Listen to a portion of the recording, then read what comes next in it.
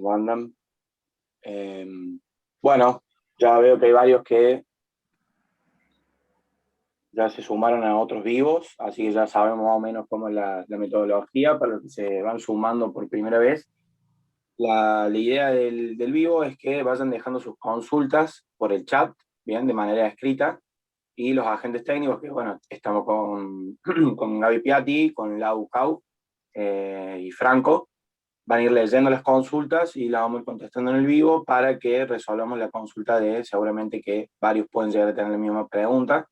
Así que bueno, esa es la idea. No se pueden prender los micros ni la cámara, simplemente van a estar con la cámara prendida y el micro los agentes, bien, y todas las consultas las van dejando por escrito en el chat.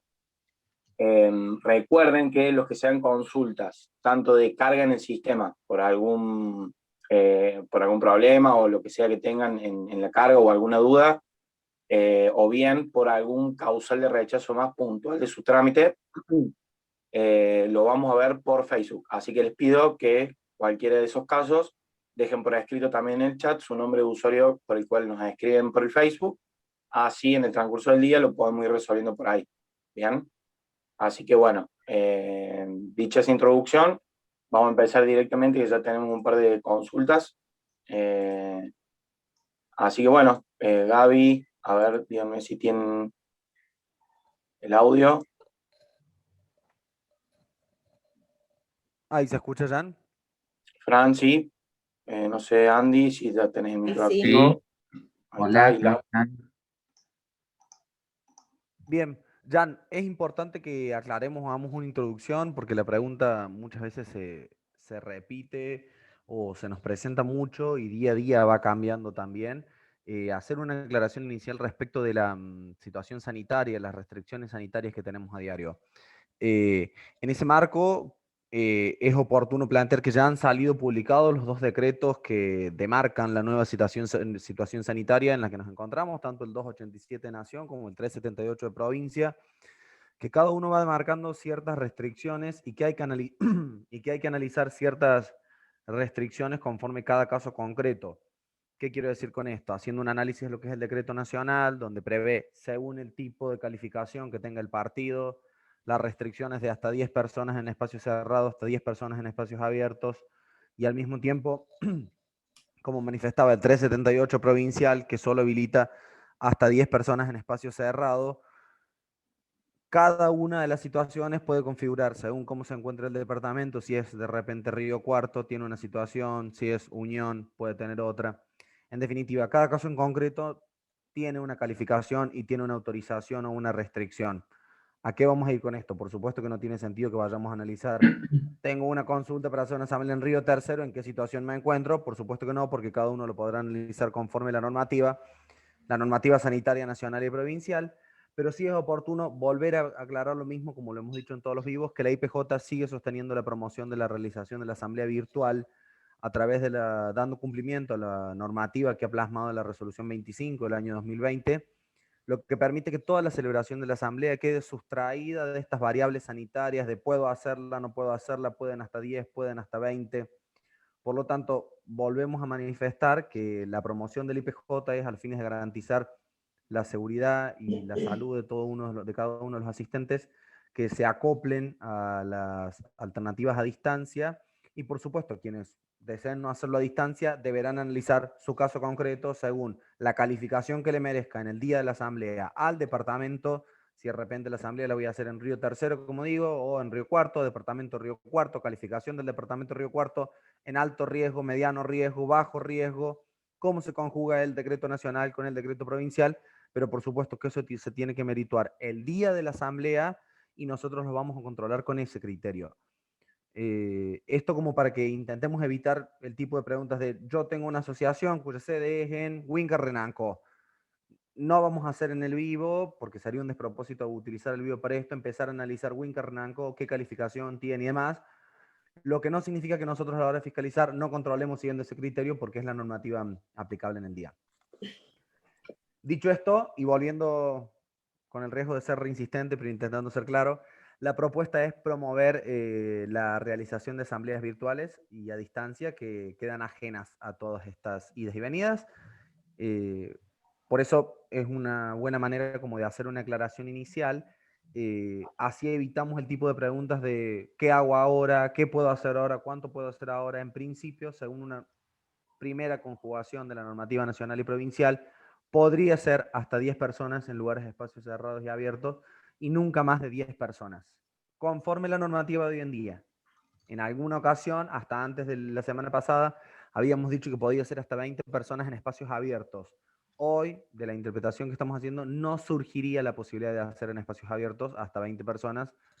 Por eso, como les digo, puede ser conveniente evitar toda esta incertidumbre a la que se puede someter las entidades y la celebración de actos de la entidad y acoplarse a la normativa a distancia, las asambleas a distancia. Dicho esto, si les parece, Jan, vamos a ver cómo tenemos el tema de preguntas y demás.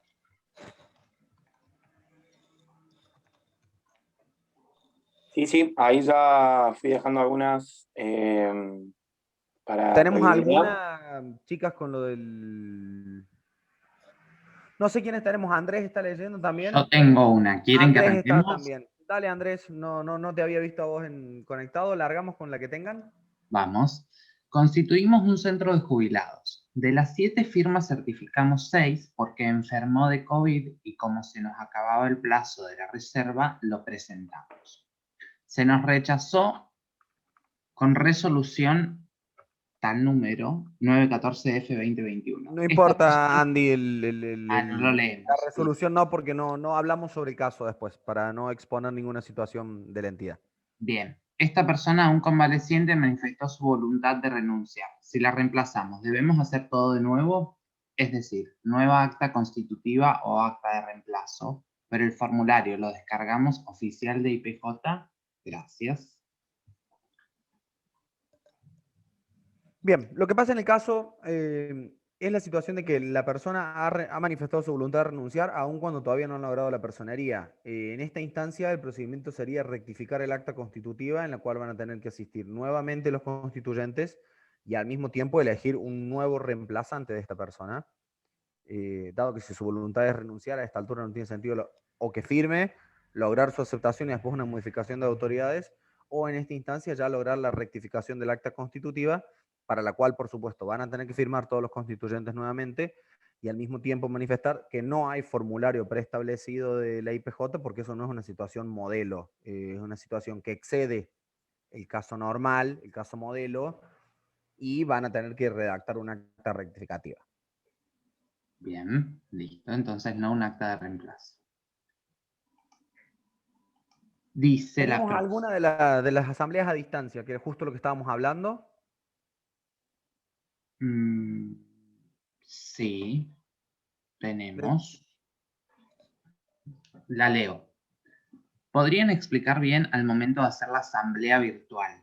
Se lee el orden del día. Luego, al momento de votar, ¿cómo se hace? ¿Hay que tener Zoom pago para que no se corte? ¿Qué pasa si se corta? ¿En qué momento mandan los mails de los votos al mail del presidente? ¿Se corta para que lo hagan? ¿Podrían explicar esto? Tenemos gente mayor y debemos estar preparados para esto. Gracias. Y Bien, sigue, pero te la leo después si querés. bien, vamos por parte. Esto lo hemos conversado un poco. Jan, te pido porfa si podemos compartir en el chat general el videíto que habíamos trabajado sobre las asambleas a distancia, que habíamos hecho un videíto cortito sobre cómo hacerla a distancia. Lo tenemos en el Facebook, para que todo el mundo pueda tener acceso al videíto. No obstante, Andy, lo vamos a agarrar a Andy para responderle, aunque sabemos que detrás hay un ciudadano preguntando, pero lo vamos a agarrar a Andy. Andy, vamos a la pregunta. Y en definitiva, la pregunta es, ¿qué hago? A ver, tengo la asamblea virtual. Como hemos manifestado en alguna de las reuniones, la asamblea se trabaja de la misma manera. Imaginemos que esta es nuestra asamblea. Hoy tenemos en este momento 24 personas conectadas. Tenemos 24 personas conectadas. Esto bien podría estar siendo, si fuese una capacitación de la IPJ, en el Zoom del Ministerio de Finanzas, por ejemplo, o bien podría ser que en esta ocasión esta es nuestra asamblea en la que todos estamos debatiendo algo. Acá por cuestiones de organización no habilitamos cámaras y micrófonos, pero bien podríamos estar viéndonos las caras todos para ver quién está. Ahí podemos ver que Laura es Laura, que Gaby es Gaby. Del resto no lo podemos saber, porque en principio esto no estaría siendo una asamblea. Pero imaginemos que lo fuera. Todo el mundo con cámara. Ahí acaba de abrir cámara Mariana Escalerandi, la tenemos a Mariana, que justo la llegamos a ver. La vemos, sabemos quién es, conversamos con ella, qué es lo que nos dice la resolución 25, que nos podamos ver, que nos podamos escuchar, que podamos debatir. Lo mismo que pasaría en un salón cuando estemos celebrando la asamblea. ¿Cómo llevo la asamblea? Igual que la lleva siempre. Si en la asamblea históricamente lee primero el orden del día, lea el orden del día. Si en la asamblea históricamente no lee el orden del día y va punto por punto, trabájelo punto por punto. La celebración de la asamblea varía en su soporte, pero no en la forma, no en los requisitos, no. Todo lo otro ha sido igual. Si el presidente hace unas palabras, porque es costumbre de la entidad hacer unas palabras antes de hacer la asamblea, que el presidente de sus palabras. En definitiva, no ha cambiado nada de eso, simplemente lo que se cambia es la forma o el soporte a través del que se debate, que es lo mismo que estaría pasando ahora. Si de repente esta capacitación, en vez de darla a nosotros por Zoom, la diéramos presencial, probablemente tendríamos a alguien que moderaría las preguntas y nos estaría pasando el micrófono a nosotros diciendo, che, Lau, responde vos, che, Gaby, ahora te toca a vos. Lo mismo estamos haciendo acá, nada más que a través de un medio virtual. Entonces, ¿debo leer el orden del día? Sí o no, no es un deber, es según cómo sea la práctica. Por supuesto que todos los puntos del orden del día deben ser discutidos, pero que eso no es una novedad que haya surgido respecto de la asamblea a distancia.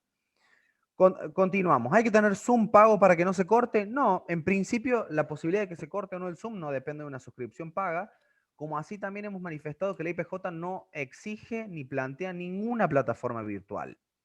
Ninguna y todas a la vez, quiero decir, todas son admitidas desde el punto de vista que deben cumplir con los requisitos que manifestaba anteriormente, que es audio y video, que nos podamos ver, que podamos conversar y que podamos validar nuestra identidad.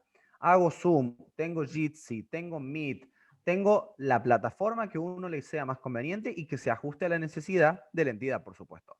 Cada entidad sabrá la cantidad de asociados que tiene, la cantidad de asociados que asisten a la asamblea. En definitiva, una plataforma que soporte eso. Quiero decir, ¿puedo hacer una videollamada por WhatsApp? Y yo, en mi opinión, así a primera mano, diría no. De lo poco que entiendo de WhatsApp, creo que hasta pueden ser 4 o 5 personas. Chicas, no sé si ustedes han podido hacer una videollamada. Por lo tanto, si me dicen, tengo un padrón con 100 asociados y le hice por WhatsApp, yo lo primero que digo es, no se pudo. Por lo tanto, ¿está prohibido WhatsApp? No, no está prohibido WhatsApp. Diría que se puede hacer por videollamada WhatsApp en la medida que, uno, sean hasta 4 personas, lo cual sería bastante raro o bastante poco común. Dos, en la medida en la que toda la videollamada pueda ser grabada, porque eso es un requisito.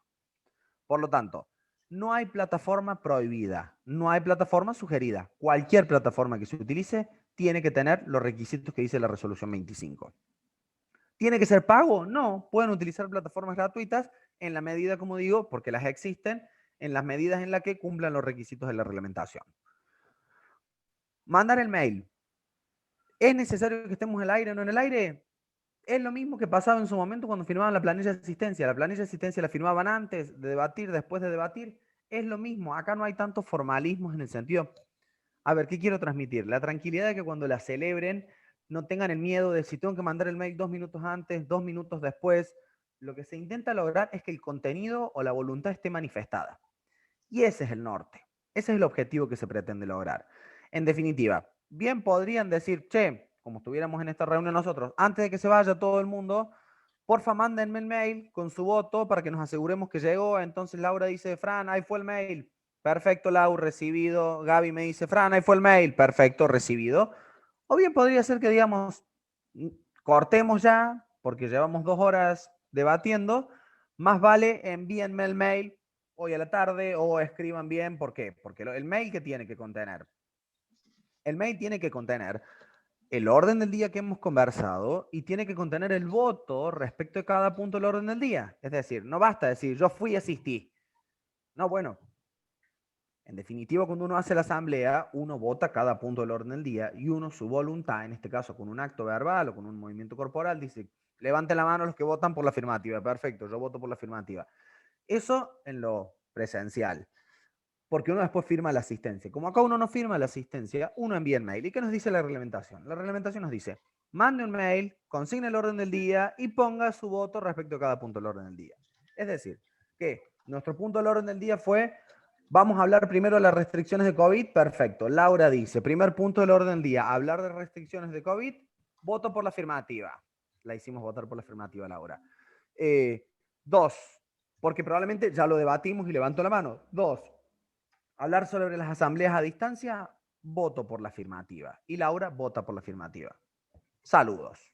Entonces ella confirma lo que para el código son instrumentos privados sin firma, pero que vienen de un mail de Laura, de un mail que para nosotros está autenticado, porque el mail va a venir del mail que Laura tiene registrado en la plataforma CD. O sea que no podría ser que Franco se haga un mail diciendo Laura Cao y mande un mail, porque eso va a estar validado de la identidad que Laura ha declarado ante la provincia. Para nosotros Laura Cao, porque Laura Cao lo hizo con su quit, se registró y tiene un CD nivel 2 porque fue a la provincia le tomó una foto, le sacó una foto de su DNI, la vinculó con su cajero automático, en definitiva, cualquier método de validación que la provincia haya utilizado para asegurarse que Laura es quien dice ser, desde ese mail, Laura manda un mail. Por lo tanto, nadie puede ver, yo no puedo hacer un mail y decir, soy Laura Cao, sí, pero Laura Cao tiene otro mail registrado en la provincia al cual nosotros tenemos acceso. Por lo tanto, el chequeo es desde ese mail, tiene que enviar diciendo, yo, Laura Cao, asistí a la asamblea, hoy es 3 de mayo, que se celebró el 3 de mayo a las 10 de la mañana, el orden del día fue tal y mi voto fue, para el primero, afirmativo, para el segundo, voté por la lista blanca, para el tercero, voté por la no aprobación de la gestión de Gabriela Piatti, para el cuarto, voté por mudar la sede social, lo que fuera, y se lo manda. Cuando se presenta el trámite, anteriormente lo que traían era una planilla de asistencia con firmas. Por supuesto que hoy la firma no la van a poder traer. Entonces, ¿qué puede traer? ¿Puede ser prolijo hacer una planilla de asistencia? Sí, puede ser prolijo. Entonces hacemos una listita, ahora tenemos 25 asistentes nosotros, hacemos una listita en la que decimos, ¿quiénes asistieron? Bien, Franco de Grandi, Jean Pacini, Leo Levista, Andrés de la Chá, Marisa Moyano, bueno, Administración, FPN, no sé quién es, porque no, hoy no lo estamos validando porque no estamos validando la identidad de cada uno, esto es abierto, pero validamos todos los que están. Estos son los que asistieron. Debajo acompañamos los mails de cada uno. Y entonces ponemos el mail que manda Franco, el mail que manda Jan, el mail que manda Andrés, todos los mails para que quien lo estudie, yo muchas veces cuando por ahí hablo por teléfono digo, tenga en cuenta que lo va a agarrar alguien que no sabe lo que usted quiso hacer. Nosotros por supuesto que vemos toda la documentación, pero quien estudia el trámite no entiende o no entiende. No ha estado en la reunión, no hay lo ideal es que en el trámite esté claro para que cualquier persona que lo agarre entienda lo que se quiso hacer. Perfecto, se puede poner, acá acompañamos el listado de todos los que asistieron y debajo van todos los mails, todos combinados en un único PDF, de manera tal que quien tome el caso va a decir, ah, mira, asistieron 25 personas, debajo tengo que tener 25 mails que dicen, Franco votó por esto, Laura votó por esto y así sucesivamente. Por supuesto, ¿es una obligación? No. Hace la claridad del trámite y a la mayor celeridad a la hora de estudiarlo, porque si no, quien lo estudie se va a tener que poner a hacer un listado eterno de a ver quiénes fueron. Fue Gaby, 1. Fue Laura, 2. Tenemos 25 votos. Me está faltando, porque en la asamblea dice que hubo 30 votos. El trámite tiene que cerrar como un conjunto. Por eso muchas preguntas aisladas son difíciles de responder, porque el trámite, en definitiva, se analiza en un todo. Si la asamblea me dice asistieron 30 personas, yo no puedo tener 25 votos. ¿Cuándo mandamos los votos? Vuelvo a decir, cuando quede bien, cuando lo definan la entidad. Lo importante es que a la hora de traer el trámite, la entidad debe acompañar los comprobantes enviados por correo electrónico y en su caso una planilla de asistencia. Andrés, no sé si me olvido alguna parte más de la pregunta. No, perfecto. Bien. Ya se respondió completo. Bueno, tenemos una más que dice, la formalidad para presentar actas de fecha anterior a junio de 2019, libros en formato papel, debe ser con la firma certificada por escribano. Gaby.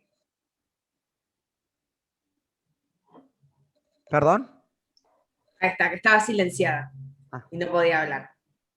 No, la modalidad para presentar esas asambleas anteriores a junio de 2019, que son los libros en formato papel, anteriores a la obligatoriedad de los libros digitales, deben presentarse con la firma, sin certificar, pero sí manifestando dentro del texto del acta una leyenda en donde se consigne el libro y la foja en donde está sentada esa acta.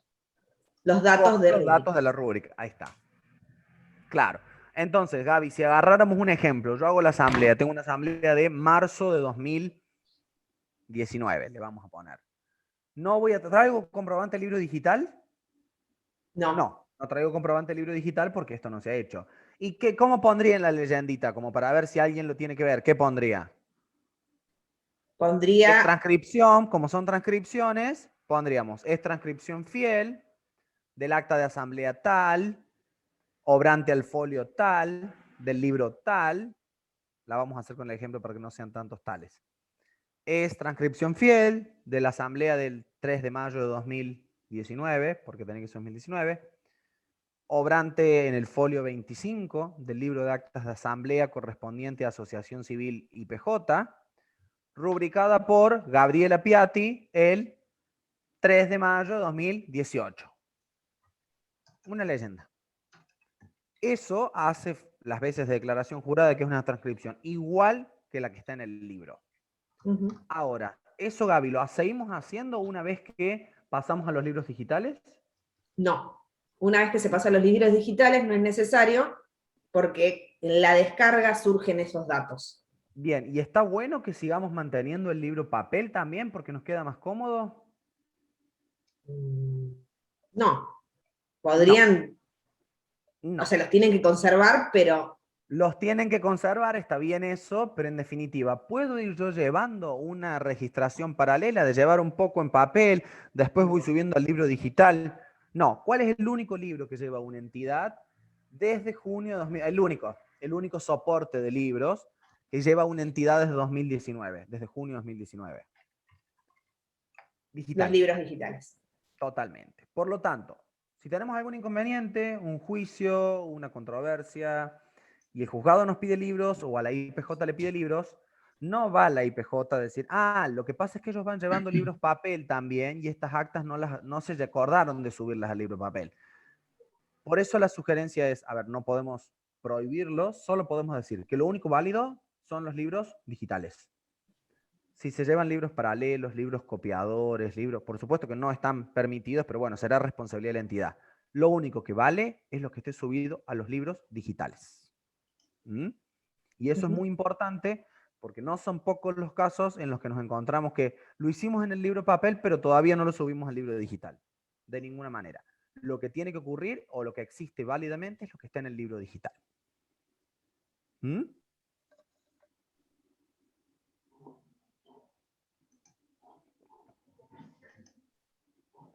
Bueno. Continuamos entonces. Mediante una asamblea estoy ratificando 2 asambleas anteriores. Presento toda la documentación de la asamblea ratificativa, pero de las asambleas ratificadas debo presentar padrón o registro de asistencia. No. No se debe presentar ni el padrón ni el registro de asistencia de las asambleas ratificadas. Sí se tiene que presentar de manera completa la de la asamblea ratificativa. Deben presentar la asamblea, el padrón de asociados, la planilla de asistencia. En el caso de ser una asamblea a distancia, los mails confirmando el voto, el sentido del voto de la asamblea que ratifica y rectifica, no las ratificadas y rectificadas. Bien, entonces si nos organizamos, Gaby, como para hacerlo con grafiquitos, tenemos una asamblea, dice 2, en el caso de Andy. Tengo una asamblea 1, donde traté balances. Tengo una asamblea 2, donde elegí autoridades. Las dos tienen algún problema o por lo que fuera la necesitamos ratificar. Hago una asamblea 3, que va a ser la asamblea ratificativa. A la hora de cargar, Gaby, acta de comisión directiva, de convocatoria. ¿Cuál debo cargar? ¿La 1, la 2 o la 3? La 3. La 3, perfecto. Acta de comisión directiva 3. ¿Publicación en el boletín oficial? De la 3. De la 3. Asamblea 3, por 3. lo pronto. Vamos a después agregar otro. Planilla de asistencia. 3. 3. Padrón de asociados depurado. De la 3. 3. Todo parece. ¿Y en el sistema cuál cargó? Cuando me pide las fechas, todo. Cargo la de la 3. Todo lo de la 3. Entonces la 1 y la 2 no la presento. No. Además, acompaño la asamblea 1 de balances y la asamblea 2 de elección de autoridades. Ahora, esto como un agregado, porque parece ser que ratificamos esta 2 que elegía autoridades. Y la pregunta es, ¿no acompaña nada de eso? ¿O qué te tengo que acompañar, Gaby, de la 2? De la 2 se van a tener que acompañar las aceptaciones de cargo, las declaraciones juradas de prohibiciones e incompatibilidades para asumir el cargo, y las declaraciones juradas de personas expuestas políticamente, de todas y cada una de las autoridades que se eligieron. Perfecto. Eso significa que, en definitiva, si bien en la 3 yo no elijo autoridades, ratifico una asamblea que sí elige autoridades. Por lo tanto, de la 1 no tengo que acompañar nada porque los balances no se están pidiendo de manera obligatoria, a no ser que la entidad se le requieran. De la 2, tengo, sí la asamblea. La asamblea con el comprobante del libro digital o en su defecto con los datos de rúbrica. Eso sí. De la 2, igual, asamblea con comprobante embebida en el comprobante del libro digital o datos de rúbrica. Y de la 3, lo mismo. Ahora, como en la asamblea 2 tuve elección de autoridades, tengo que traer, además, lo correspondiente a la elección de autoridades. Un tip que puede ser conveniente para que el sistema me pueda orientar es que imaginemos que esta asamblea 3, Gaby, solo trató la ratificación. Por lo tanto, cuando yo cargo en el sistema y pongo los órdenes del día, si yo pongo solo ratificación, cuando enliste el sistema, no me va a enlistar aceptaciones de cargo, porque el sistema no puede saber que en la ratificada, en la 2, hubo elección. Entonces, ¿cuál puede ser una forma, una modalidad? Que cuando se cargue esa asamblea 3, también se tilde el orden del día de elección de autoridades porque fue tratado en la asamblea 2. Eso va a permitir, y en esto me van a entender los que han ido cargando los trámites, que cuando lleguen a la pestaña de documentos adjuntos, el sistema les va a enlistar aceptación de cargo, declaración de persona expuesta políticamente, los documentos propios del orden del día, elección de autoridades. Para quienes tienen mucha experiencia con nosotros ya lo podrán haber identificado. Para quienes sean nuevos, es importante tener en cuenta que el sistema va adecuando el formulario al tipo de trámite que se está presentando.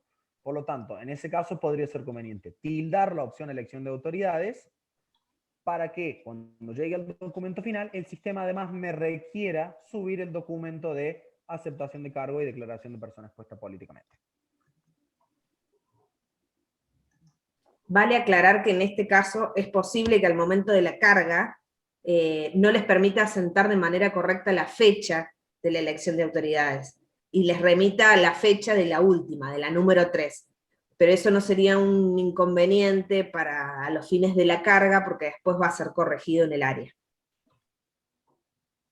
Bien, y en su caso puede ser conveniente, en lo que haya algún problema de carga, agregar una nota manifestando de que, como es una ratificativa, por ejemplo, si la carga no se la permite, porque el sistema también bloquea para que no se pueda modificar cualquier cosa, si el caso excede la regla, se acompaña de una nota del presidente manifestando, bueno, la fecha que quedó cargada es desde el 3 de mayo, pero estamos ratificando una asamblea del 2 de noviembre, por lo tanto, solicitamos que el área al momento de fiscalizar adelante la fecha a la fecha de la ratificada. El área al momento de estudiar va a cargar la asamblea esa 1 y 2 de nuestro ejemplo y va a fijar la fecha al momento que corresponde. En este caso imaginemos la asamblea 2.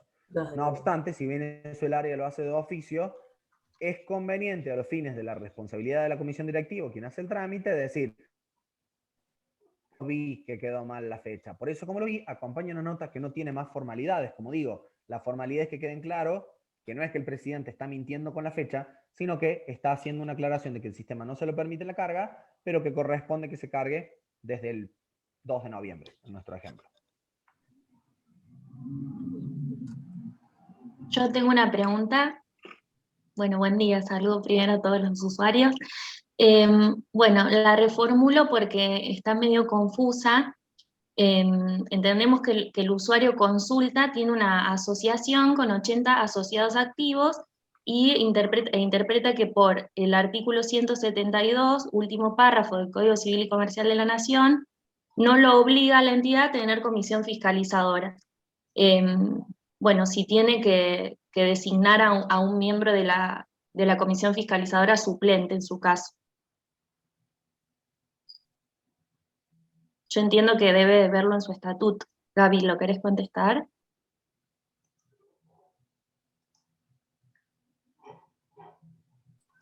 Discúlpame, ¿cómo me decías?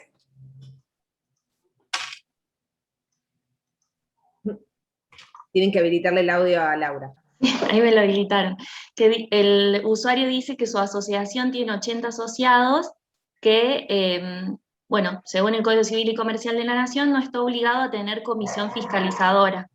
Pero él menciona que se le ha rechazado su trámite, si no entiendo mal su consulta, está un poco rebuscada la manera que la formuló. Bueno, él dice que se le rechazó su trámite, entiendo, porque no habían designado un miembro de la comisión fiscalizadora suplente.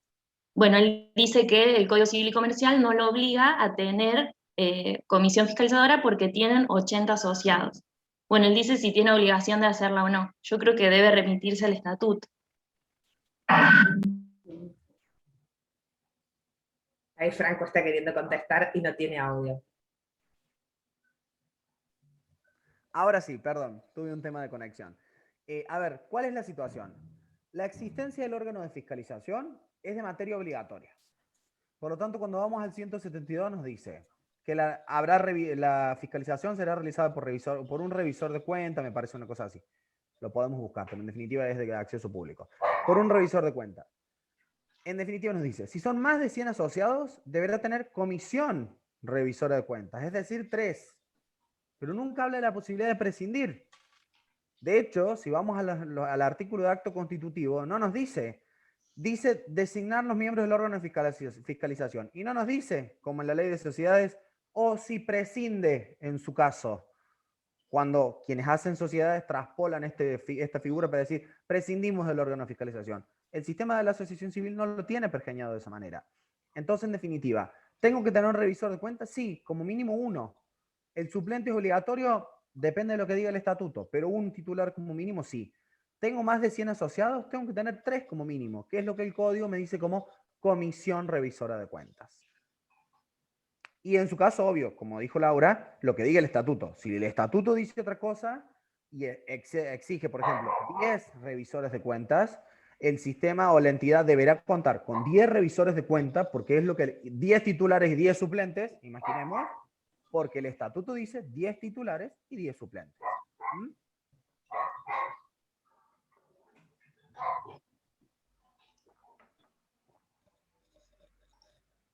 Bien. ¿Qué más tenemos? Tenemos una para cerrar con este tema, retomo unas anteriores, sobre los libros en formato papel, que ya lo hablamos hace un ratito. Se agregó una, la leo así terminamos ahí.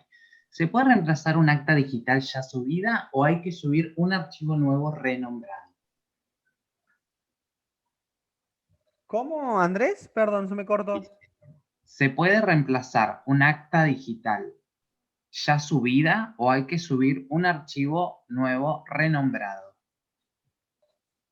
Me imagino que la pregunta viene por el lado de si una asamblea está observada y tienen que modificar algo, si la pueden volver a subir. Me imagino que viene por ese lado la pregunta. Gaby, sí, viene sobre el mismo hilo de libros que habíamos contestado al principio, así que sí, es una repregunta de lo de libros. Bueno, acá hay un tema y un desafío con libros digitales.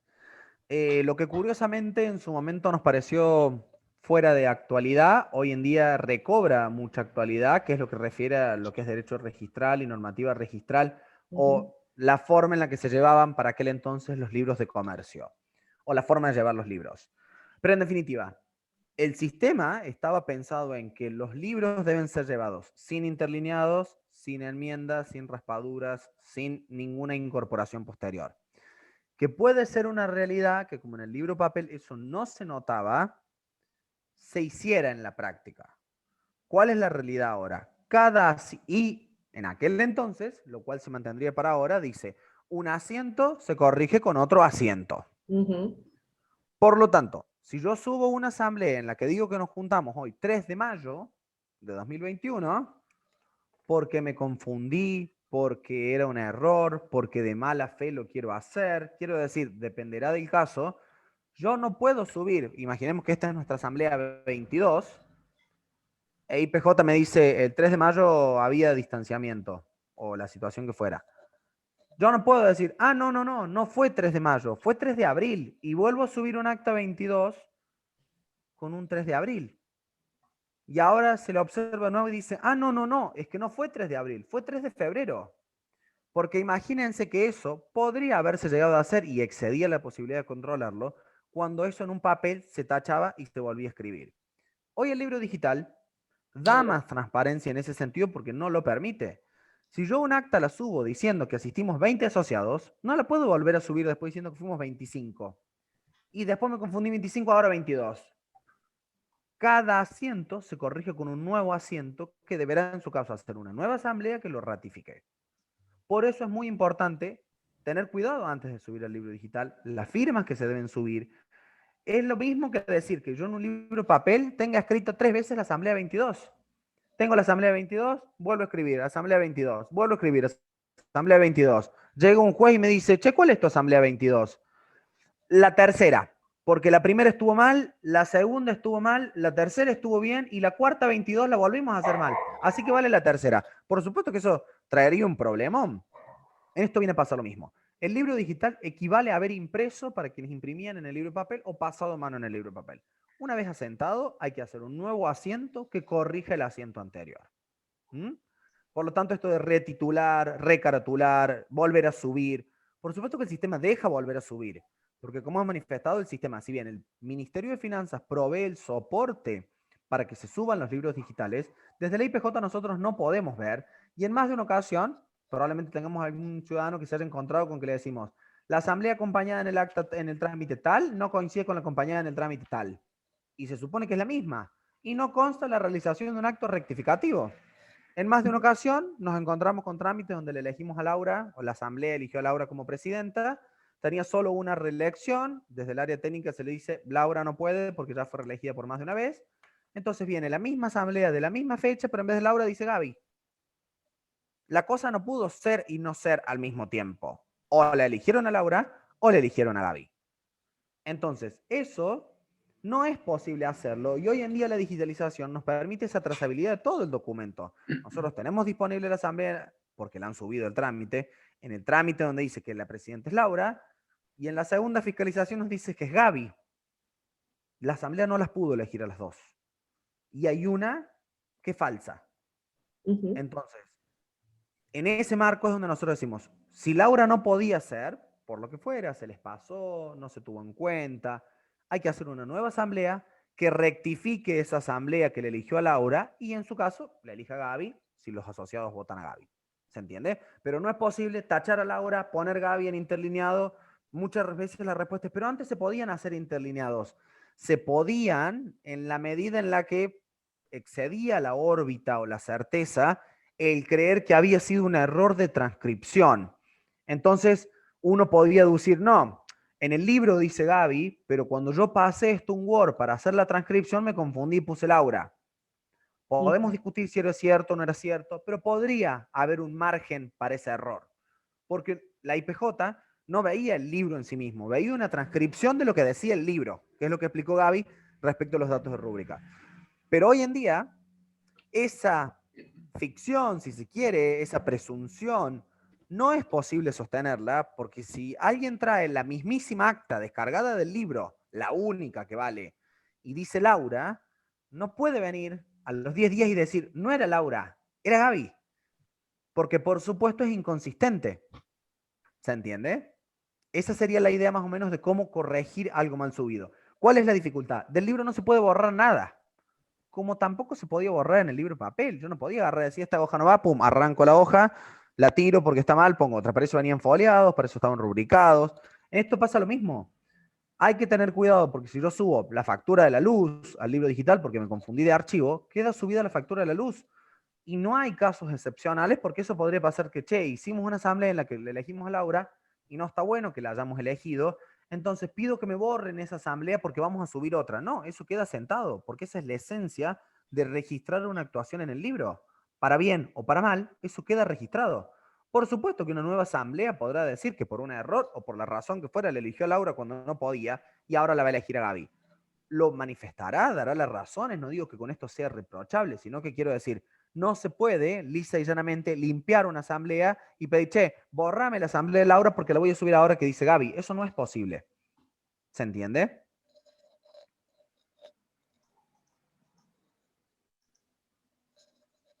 No sé si tenemos alguna otra pregunta. Vamos con las 6. Chicas, ¿la pudieron ver? Un segundito.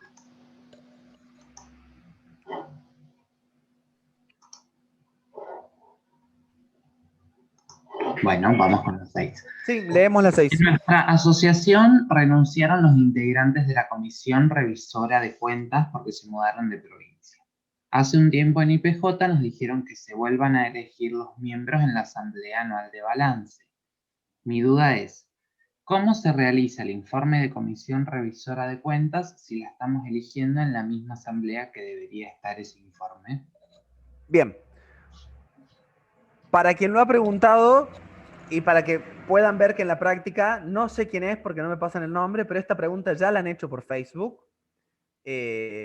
Porque para quien consulta, muchas veces entiendo que el ciudadano cree que hay una máquina respondiendo. No hay máquinas, hay un montón de personas que creo que por ahí lo dicen y responden junto con nosotros, quienes trabajamos en el área, respondemos a la par. Así que esta pregunta, quien la ha preguntado, doy fe que la ha hecho ya, ha preguntado lo de la mudanza, ha preguntado lo de si se tienen que hacerla de nuevo y demás. ¿Qué pasa en esos casos? En más de una ocasión es importante tener en cuenta lo siguiente. En primera instancia, tener en presente que la IPJ es la autoridad que controla si se hizo bien las cosas o no. Por lo tanto, la IPJ, que fue lo que en su momento le respondimos a quien estaba atendiendo la consulta de Facebook, yo no puedo decirle entonces que lo haga el nuevo. La situación es la siguiente. Si la persona se mudó, primero no está imposibilitada de ejercer el cargo. Podría ejercerlo desde Santiago del Estero, si se mudó a Santiago del Estero. Porque en definitiva no es un requisito que viva en la provincia. Segundo, mudanza no es sinónimo de renuncia. Habría que analizar si renunció o no. Tercero, por más que mude y renuncie, podría emitir su informe sobre los revisores de cuentas. O no, porque como en todo esto, y fue lo que le planteamos en su momento a quien preguntaba, nosotros no disponemos de toda esa información. Y lo más paradójico es que nosotros controlamos que eso se haya hecho bien. Por lo tanto, mal puede la IPJ informar y decir, bueno, haga esto, saque al revisor de cuentas viejo, ponga un revisor de cuentas nuevo y haga lo que dictamine el nuevo. Porque, por supuesto, nosotros controlaríamos si eso se hizo bien o no. Por lo tanto, en más de una ocasión nosotros mencionamos que nosotros no podemos responder a eso porque, primero, no conocemos la situación de la entidad y, segundo, puede haber una información muy parcial porque no conocemos todo lo que pasó y porque además controlamos que se haya hecho bien. Por lo tanto, si la pregunta es, porque si se fue, lo que debieron hacer es que renuncie y tratar su renuncia. Por lo tanto, mal podemos desde esta posición decir, mira, si vos lo hiciste mal, ahora lo haces así, porque es ante nosotros ante quienes lo hacen mal. ¿Me explicó? Entonces, en ese marco, ¿cómo debemos hacer? Lo deberán tratar en asamblea. ¿Quién informará? Los que no renunciaron en su caso. Si alguien no renunció, pero se mudó, debería hacerlo. Ah, no, pero es que renunció. Bueno, hay un montón de pormenores que desde nuestra posición, imagínense que con esa información que tenemos, o para el resto de ciudadanos que lo ven, desde lo que nos lea Andrés, nosotros no tenemos toda esa información de por qué se mudó, o tal vez se quiso ir, o tal vez renunció, o tal vez lo corrieron, o tal vez... Hay un montón de internas que no es por poner una duda respecto de quien pregunta, sino que en más de una ocasión, después nos llega a nosotros la otra pregunta. Y viene el revisor de cuentas diciendo, el presidente me echó y no me deja hacer el informe. Entonces nosotros no podemos ir diciéndole al presidente, mire, para el revisor de cuentas que se le fue, hágale hacer esto. Y después va a venir el revisor de cuentas y le va a decir, mire, para el presidente que lo echó, hágale esto. Porque al final de cuentas, los que vamos a resolver sobre esa controversia somos nosotros. Por lo tanto, la conveniencia de cómo avanzar en un trámite, la conveniencia de qué pasos dar, no la podemos dar nosotros desde esta posición, porque nosotros controlamos que esté bien hecho. Entonces, en más de una ocasión, nosotros manifestamos que es conveniente consultar con un profesional o con quien les pueda dar una orientación, conociendo la realidad de la entidad. La idea de poder generar estos espacios es evacuar esas dudas que muchas veces uno dice, voy a la página y no entiendo qué significa con boletín oficial. Voy a la página y no entiendo con qué significa asamblea ratificada, certificación contable, lo entendemos, pero hacer un análisis profundo sobre el caso, y en ese caso yo recuerdo que le dije, lo van a tener que analizar ellos, porque nosotros no podemos decir, ¿qué conclusión queda muchas veces? Entra un nuevo revisor de cuentas, ¿y qué quedaría? La IPJ dice que el nuevo revisor de cuentas tiene que dictaminar. Probablemente el nuevo revisor de cuentas no quiera dictaminar, con mucha razón también, y no podemos sostener que decir, la IPJ dice que vos tenés que hacerlo. La IPJ no lo dice. Entonces, estas preguntas que a veces en el chat sentirán que no se les responden o les dicen, lo deberás analizar viendo el estatuto debe prever. Si un revisor de cuentas se fue, ahí viene la importancia de los suplentes, para quien preguntó hace un tiempo. ¿Es obligatorio? No. ¿Puede ser conveniente? Sí. Si el revisor de cuentas está ausente, el estatuto suele decir, ante la ausencia de un revisor de cuentas, lo reemplaza el que sigue. Ante la ausencia de esta, lo reemplaza el que sigue. Ante la ausencia de todos, se convoca asamblea para... Quiero decir, está previsto en el estatuto y la entidad deberá velar por dar cumplimiento a su propio estatuto para cumplir las normas que la entidad dijo. Para si ya la entidad cuando se constituyó dijo, che, la ponemos la Gaby revisor de cuentas. Si la Gaby se nos va a subir Laura, la revisor de cuentas titular 2. Si Laura se nos va a subir el primer suplente, que lo elegimos a Jan. Si Jan se nos va, en tanto, está todo escrito. Gaby, ¿se nos puede ir así de golpe y porrazo de la mañana? En la práctica puede ser, pero ella es su obligación o su responsabilidad. Che, me voy a mudar a Santiago del Estero, voy a cerrar con un informe hasta el día en que renuncio, pero hacer la renuncia. Pero todos esos pormenores, que esto es lo que yo quiero por ahí compartir con ustedes, hacen a una interna de la entidad o una vida institucional de la entidad que la IPJ no la tiene. Entonces, por ahí dar una respuesta sobre cómo direccionar algo es muy difícil y hasta no corresponde que lo hagamos nosotros, porque de hecho es todo hacerlo para que nos lo presenten a nosotros. ¿Me explico? Creo que un poco la respuesta queda respondida, pero quiero plantear en esto, y es muy importante para quienes lo vean, que desde la IPJ no sugerimos que es conveniente. ¿Me conviene hacerlo renunciar o me conviene elegir nuevos? Yo no soy asociado. ¿Y qué hago? ¿Lo removemos o lo volvemos a llamar? ¿Lo intimo por canto documento o busco un escribano? Lamentablemente dependerá de los medios económicos que tenga la entidad, dependerá de la forma en la que lo quiera abordar, porque en más de una ocasión después, está Laura que está a cargo del área jurídica también, tenemos cientos de denuncias y controversias que llegan a judicializarse por los conflictos que se terminan dando. Entonces no puede ser la IPJ quien diga, mira, te conviene ir por este lado. ¿Se entiende un poco la idea? No sé, Lau, Gaby, si se entiende lo que quiero decir, pero que es importante tener en cuenta que este espacio lo intentamos generar como para esas dudas de, che, tengo que presentar el IPJ y no entiendo qué me quiere decir el instructivo. Ahora, sobre conveniencia, es muy difícil que nosotros podamos orientar. Conveniencia, ventaja, desventaja, cómo ir en contra, cómo ir a favor, todo lo que se puede entender como conveniencia. Andy. Por el momento no tenemos más. Chicas, no sé si tienen alguna.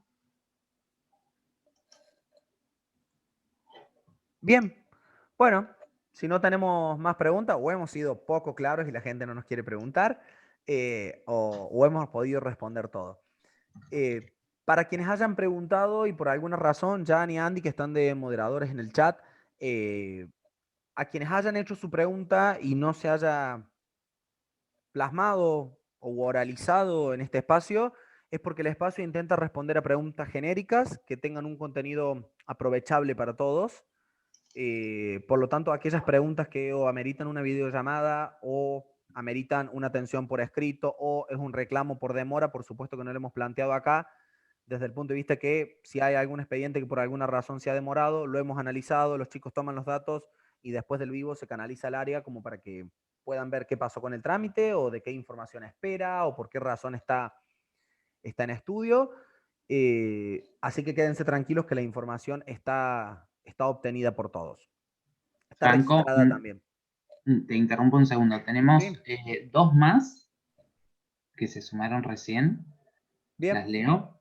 Sí. La primera dice, ¿cómo hacer una elección a distancia cuando el estatuto prevé el voto secreto y la resolución general 25/2020 identifica el voto socio mediante el envío del mail? Bien, en tal caso, una sugerencia, como digo, que suele hacer la IPJ, es una alternativa que se incorpore en el orden del día la posibilidad de que todo el mundo vote de manera nominativa y que las entidades que incorporen como punto del orden del día el hacer el voto de manera nominativa, de forma tal de que se pueda no cumplir la parte de lo secreto y puedan resolver la votación a través del envío de correo electrónico. Por supuesto que sugerimos que se incorpore para que se pueda discutir sobre la posibilidad de hacer este voto de manera nominativa, excepcionalmente por el contexto en el que se está viviendo o por la necesidad de hacer en este marco la asamblea a distancia. Bien.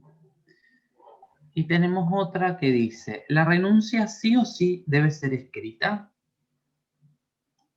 Sí, de hecho nosotros lo pedimos como requisito, presentar la renuncia por escrito. Es la forma de acreditar que corroborar de que esta persona efectivamente está renunciando. O en su defecto, ante su no renuncia por escrito, si asistió a la reunión donde se trató su renuncia, o cuando queda plasmado en la reunión de comisión directiva o asamblea, que se da tratamiento a que renunció. Lo que no podemos nosotros es dar de baja, en los términos que muchas veces viene solicitado, che, Laura renunció, dala de baja porque va a asumir Laura. Gaby, tenemos que ver o que renunció o que ya se trató la aprobación de su renuncia o tiene que estar plasmado en los libros. Muchas veces no viene plasmado en ningún lado y por eso se pide la notificación de la presentación de la renuncia con firma de recepción por la entidad. Es decir, Laura va a renunciar, se lo presenta a Gaby, que es la presidenta, Gaby le firma el recibido como para que tengamos esta constancia de que Laura lo expresó y que Gaby lo recibió. Perfecto, por el momento no tenemos más. Bien, si Bueno. no tenemos más, ¿Jan? Sí, eso, que estamos nomás, ya, ya canalizamos todas las consultas. Gracias chicos, gracias Gaby, Fran, Lau, Andy. Bueno, sepan que los vivos de asociaciones civiles normalizadores van a quedar los lunes, de 10, digamos, va a ser siempre a demanda de la cantidad de consultas que haya, máximo, digamos, la extensión 2 horas, pero siempre viendo la cantidad de consultas. Sepan también que el miércoles de 10 a 2 en el mismo link está el vivo de sociedades y registro público. Y bueno, yo ahora me quedo unos 5 minutos más para las preguntas que fueron entrando, las últimas, y las vamos a canalizar seguramente vía Facebook con los chicos del equipo de ahí. Bien, así que bueno, muchas gracias a todos. Muchas gracias, Jan, por organizar y demás. Gracias a Lau y Gaby. Y bueno, gracias a todos ustedes que Gracias. este espacio que generamos como para también acompañarnos y que no estemos solos acá. Gracias a todos y que tengan un buen día. Que tengan buen día.